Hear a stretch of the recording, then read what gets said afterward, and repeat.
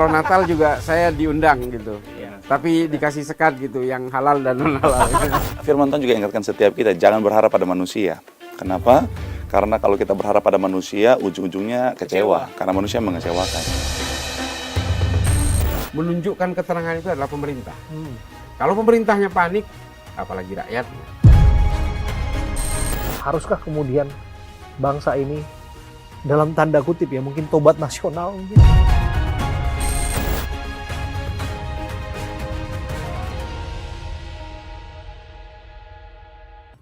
Idul Fitri kita songsong dengan keadaan yang bisa dikatakan kurang nyaman mengingat ekonomi yang menghadapi tantangan, rupiah terus melemah, ancaman peperangan, dan saya berharap ada hal yang bisa kita bicarakan bersama dengan tokoh-tokoh agama yang mereka biasa berceramah di depan jemaat ataupun jemaatnya di momen yang kita sebut ya momen yang suci, momen kembali ke Fitri. Saya sudah duduk bersama dengan dua tokoh di sini, dua figur di sini. Ada Pendeta Marcel Saerang, seorang penceramah dari Gereja Tiberias. Apa kabar, Kak Marcel? Sehat? Halo, luar biasa. Dipanggil kakak, saya terasa tua sekali. Iya. Dan saya juga duduk bersama dengan Pak Islah Bahrawi. Cak Islah, Direktur Jaringan Moderat Indonesia. Penceramah juga, betul ya Cak? Ya, penceramah sih. Ya. Tapi jangan panggil kakak. Kak, Cak ya, beda tipis Ya, ya. Cak Islah, minal aidin wal faizin. Ya, minal aidin wal faizin. Maaf lahir Pendeta Marcel batin. juga. Ya, mohon maaf lahir batin juga kepada pemirsa Nusantara TV. Iya. Tapi dengar-dengar nih momen Lebaran nih udah makan ketupat belum? Iya, itu dia. Ini saya ingin memberikan kepada pendeta dan Abraham untuk ini kita punya tradisi kalau di Islam itu ada opor ayam sama ketupat nih. Luar biasa. Ini kita untuk bisa nanti kita rayakan dan kita makan bareng. Wah. Ini adalah kebersamaan, akulturasi budaya, agama dan seterusnya ini. Nah, ini adalah simbol koeksistensi. Nanti kalau Natal juga saya diundang gitu. Iya. Tapi dikasih sekat gitu, yang halal dan non halal. Itu yang penting kan. Yang penting. Jangan sampai meleng gitu ya. Jadi tapi memang saya sedikit cerita lah ya, dikit aja untuk pendahuluan gitu. Saya dulu kan tinggal di Amerika itu kurang lebih sekitar 5 tahun. Iya. Jadi saya udah bertetangga dengan beberapa pemeluk agama gitu. Yang sebelah saya ini pemeluk Tao. Dan setiap acara keagamaan itu kita itu diundang gitu. Dan dia tahu karena kami ini Muslim, memang tetangga terdekatnya itu. Dia nggak pernah memasak yang non halal. Jadi dia udah belanja yang halal dari supermarket itu dan dia masakkan untuk kita gitu. Luar biasa ya. Iya, iya. Hampir login sih gara-gara itu. Iya. Dan memang karena kita tahu itu ya, jadi kita sudah bawa kolam untuk Cak Islah. Silakan kita bawa itu. Ya tapi opornya dimakan dulu dong. Oke. Ini kita coba boleh ya? Iya pendeta ini kita coba ya. Kita sudah lock ya kalimatnya tadi ya. Bukan opor bawatis ya. Kami boleh menikmati makanan ini? Iya, Cak Islah? iya dong. Tapi sebelum kami menikmati makanan, kami mau doa dulu, silakan. Iya. Silakan Pendeta Marcel. Doa sebelum makan opor pemberian dari Cak Islah. Ya. Ini serius ini kita makan ya. Ya serius kita makan dan kita berdoa. Makanya masalahnya perut saya udah kemana-mana nih. Demi Cak Islah kita makan ya. Iya. Kita berdoa. Tuhan terima kasih untuk berkat-Mu. Kami mau menikmati berkat yang sudah disediakan. Kami berdoa. Tuhan yang kuduskan kami, lakukan kami untuk menerima berkat Tuhan. Bahkan kami doa Cak Islah juga bersama keluarga dalam berkat Tuhan. Obrolan kami doa Tuhan yang berkati. Boleh jadi berkat, boleh membawa berkah bagi semua yang menyaksikan. Dalam nama Yesus haleluya. Amin. Amin. Wow. Di momen Lebaran nikmati opor dengan dua penceramah. Top. Coba dulu ya.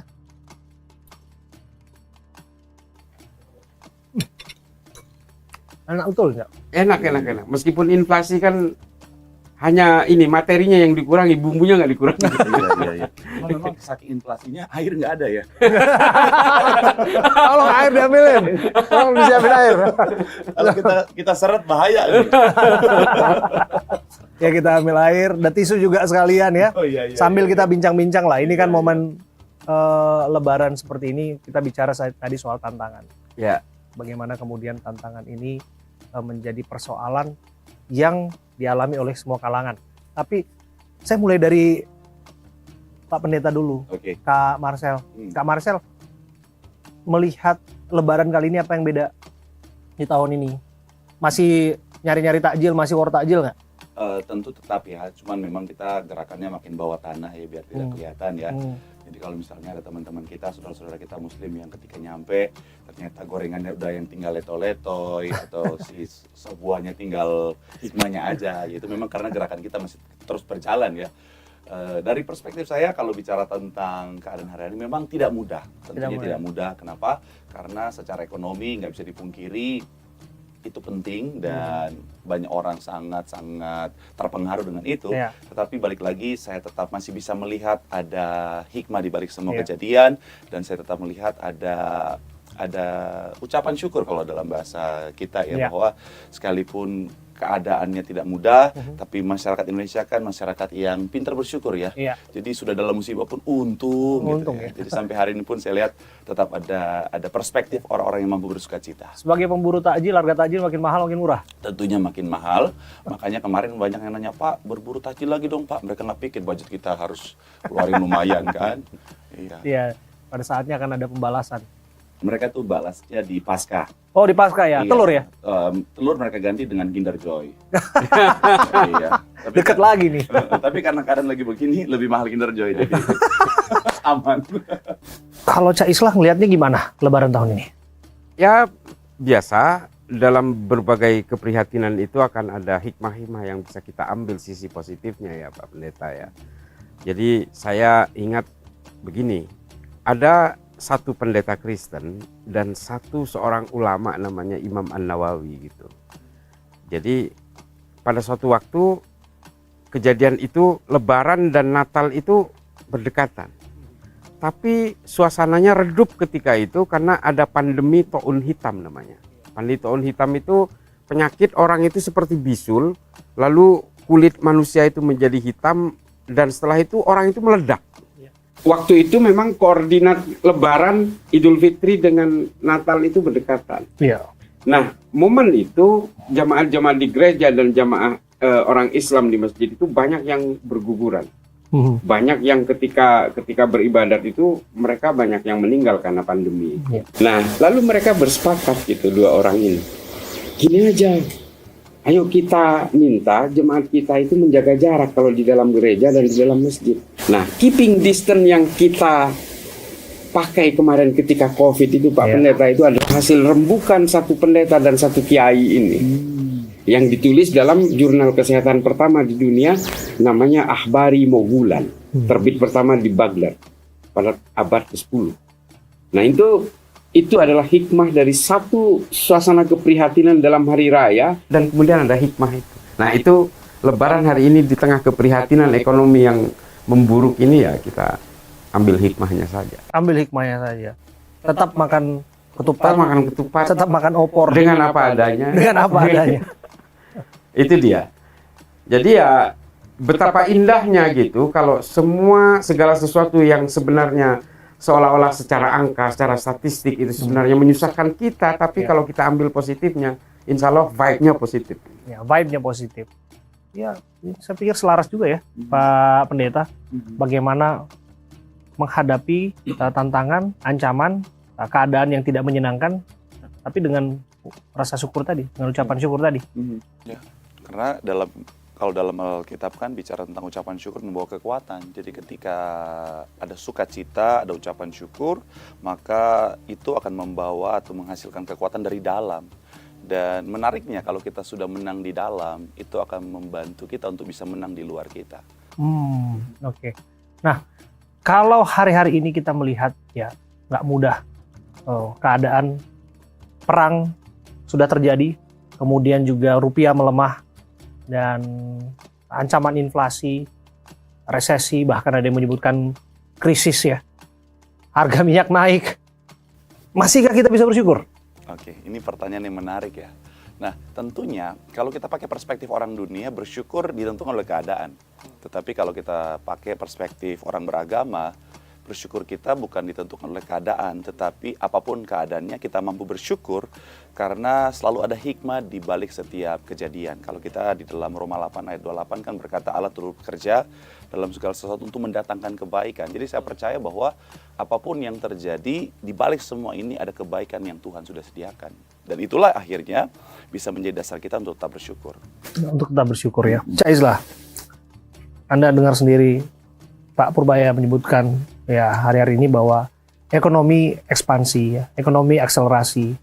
Tapi yang dirasakan, barangkali yang dilihat secara jelas adalah data-data di mana rupiah melemah, IHSG anjlok, harga minyak dunia naik. Haruskah kita panik? Ya, panik sih tidak akan menyelesaikan persoalan. Maka semua harus dihadapi dengan tenang gitu. Itu adalah pilihan yang tidak bisa dipilih.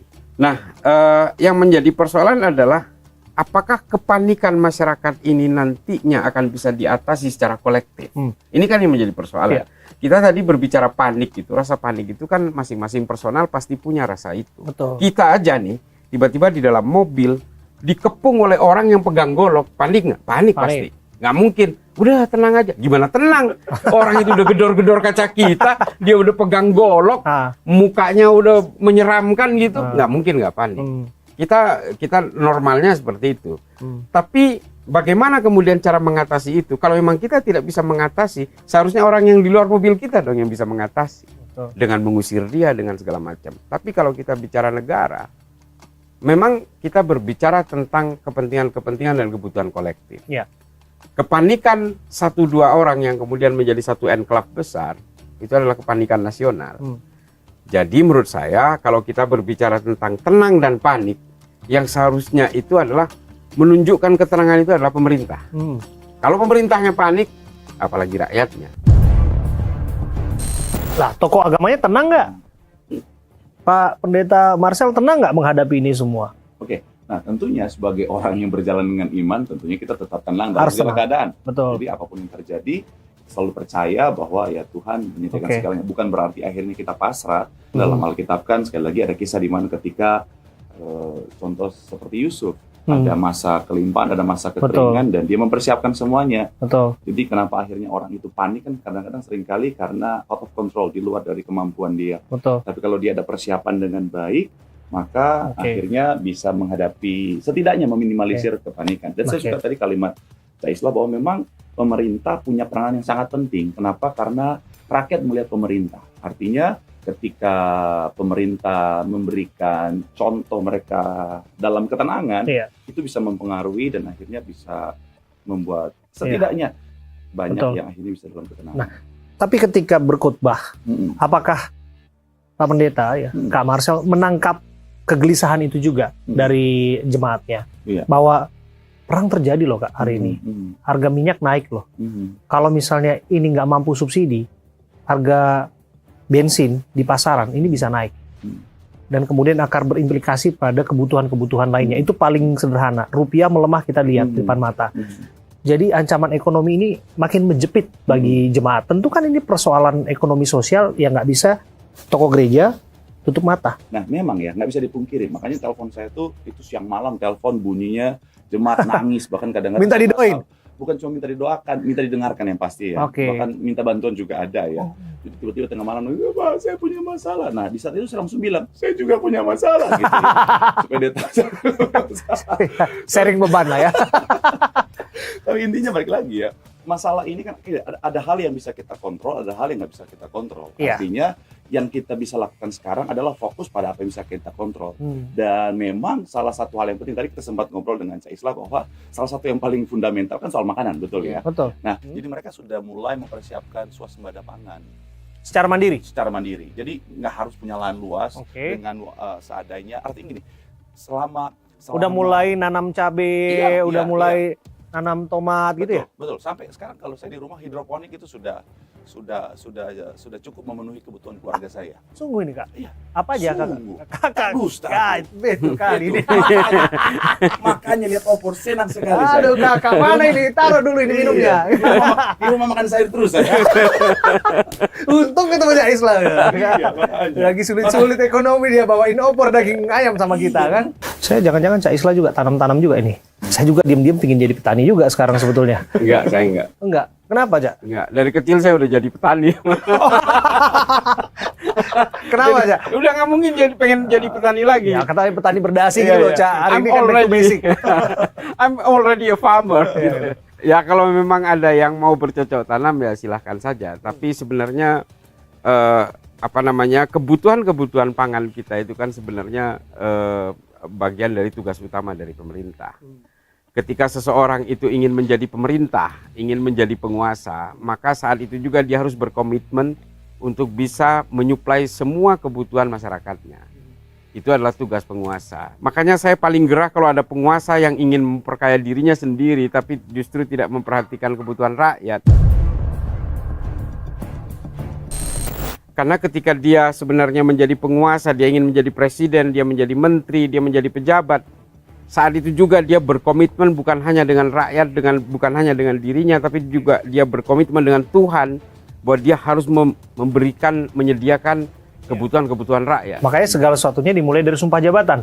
Ya. Berdasarkan agama dan keyakinan. Exactly. Di negara yang paling sekuler pun, ketika pejabat itu ditunjuk atau dia terpilih, dia pasti disumpah atas nama Tuhan. Kita nggak peduli dia ateis atau dia nggak percaya sama sekali dengan agama, tapi bagaimanapun sumpah itu akan terjadi di setiap pejabat di negara yang paling sekuler sekalipun. Oke, dan itu janji yang harus ditepati. Harus cepat. Kalau tidak, bisa dibilang dosa nggak? Ya menurut saya bukan hanya dosa, kita bisa hakimi lebih awal bahwa dia akan masuk neraka gitu. Kalau memang kamu tidak bisa menyediakan kebutuhan rakyat, jangan jadi pejabat. Ya jadilah rakyat seperti kami aja. Cuma kan masalahnya kadang-kadang pejabat-pejabat kita ini ingin jadi pejabat karena dia sebelumnya nganggur. Pejabat itu dianggap sebagai pekerjaan gitu. Dan dari pekerjaan itulah dia taking benefit untuk bisa memperkaya dirinya. Jadi sendiri. belum selesai dengan dirinya. Belum selesai. Jadi pada akhirnya bukan ladang pengabdian, tapi adalah cari pekerjaan. Jadi Iya. lowongan pekerjaan ini kayaknya. Iya pasti. Makanya ya mohon maaf, saya kadang-kadang agak kenceng juga mengkritik mereka-mereka ini yang seolah-olah rakyat itu autopilot gitu. Nggak bisa. Kalian ketika menjadi penguasa, kalian itu adalah arranger. Kalian itulah konduktornya. Orkestrasi negara ini berada di tangan kamu sebagai konduktor. Gitu. Oke. Nah tugas kita adalah absorbing. Ya. Kita yang ceramah-ceramah ya pendeta ya. Kita hanya bisa menenangkan dan memberikan Holy Spirit aja kepada saudara-saudara Udah kita. kayak lagu ya, Holy Spirit. Memang bahasanya udah pendeta banget. Iya. Kalau memang pemerintah ini tidak bisa memenuhi hajat hidup orang banyak itu, maka harus dibuat satu tindakan revolusioner supaya masyarakat itu bisa menjadi pemerintah bagi dirinya sendiri. Makanya di mana-mana saya belakangan ini teriak, kayaknya federalisme itu jauh lebih bagus. Nah, pemerintah harus sadar dengan situasi lapar yang dialami rakyatnya ini. Kalau memang ternyata orang lapar ini berteriak kencang, ya pemerintah juga jangan menangkap mereka.